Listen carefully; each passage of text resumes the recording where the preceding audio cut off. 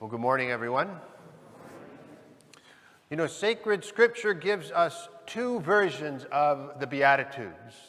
Luke's version that we just heard, and the more popular version that we find in the Gospel of Matthew. And Luke and Matthew take different approaches to the Beatitudes. Now, they both have Jesus addressing a very large crowd, people from all over Judea and the surrounding regions. But Matthew has Jesus going up the mountain for this address. It's the beginning of what we know as the Sermon on the Mount. And Luke has Jesus coming down the mountain for this address, the beginning of what is known as the Sermon on the Plain. It's basically the same sermon, just different settings. But the setting is significant because it speaks to perspective. In Matthew, Jesus has the perspective, a kind of a broader perspective. It gives sort of the 36,000-foot view. He says, "Blessed are the poor in spirit. Blessed are those who are hungry. Blessed are those who are mourning." But Luke has Jesus kind of down on the ground with the people. "Blessed are you who are poor. Blessed are you who are hungry. Blessed are you who are now weeping." And so for Luke, the Beatitudes is much more personal. It's much more direct. And Matthew also gives us more Beatitudes. We get 8 from Matthew compared to Luke's 4. More of that kind of 36,000-foot view. But I think one of the most striking differences is that unlike Matthew, Luke gives us the other side of the coin. He compares these 4 blessings to 4 woes. And I don't know about you, but when I read these 4 woes, that's kind of my reaction. Whoa, Jesus, hold on a minute. I mean, it sounds like Jesus is giving very harsh treatment to those whom we would consider to be successful. And he's kind of personal about it too. Woe to you who are rich. Woe to you who are now filled. Woe to you who are now laughing. Now, I don't consider myself to be rich, so I guess I dodged that bullet. But I do enjoy eating, right? I don't miss many meals. I enjoy laughing. So is Jesus saying this to me? Is Jesus saying woe to me? Well, before I get too indignant, I think it's worth kind of looking at this question a little closer. Who is really Jesus addressing here? Who are the poor and the hungry and the weeping? Who are the rich and the filled and the laughing? Well, I think the prophet Jeremiah gives us a little insight in the first reading that we heard today. Jeremiah says, "Blessed is the one who trusts in the Lord." And using the term cursed instead of woe, he says, "Cursed is the one who trusts in human beings." Well, I think that may be what Jesus is getting at. The poor, the hungry, the weeping are not simply the economically poor, but it's those who put their trust in God, those who recognize their dependence on God. And the rich, the satisfied, and the laughing are not simply the economically rich. It's those who see their successes as their own and no credit to God.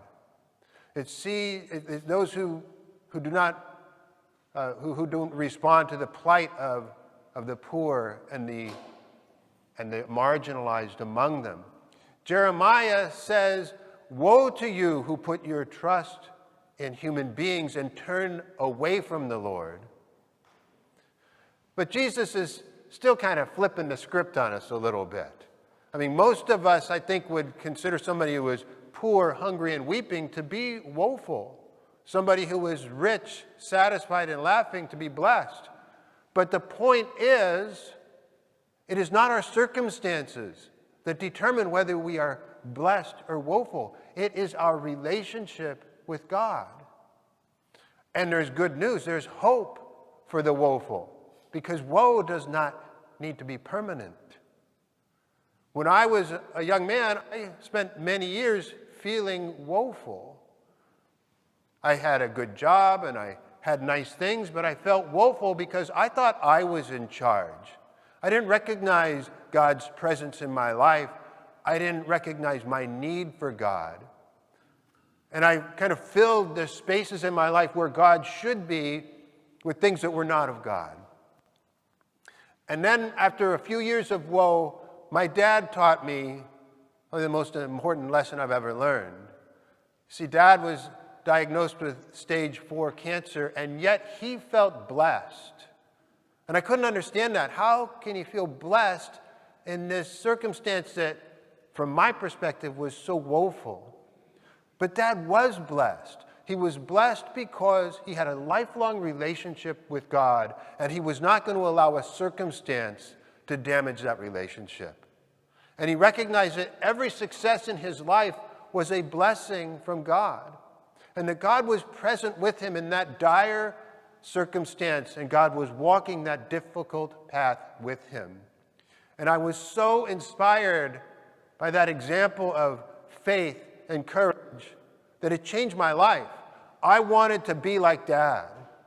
And so I resolved to put God first in my life and to get into right relationship with God.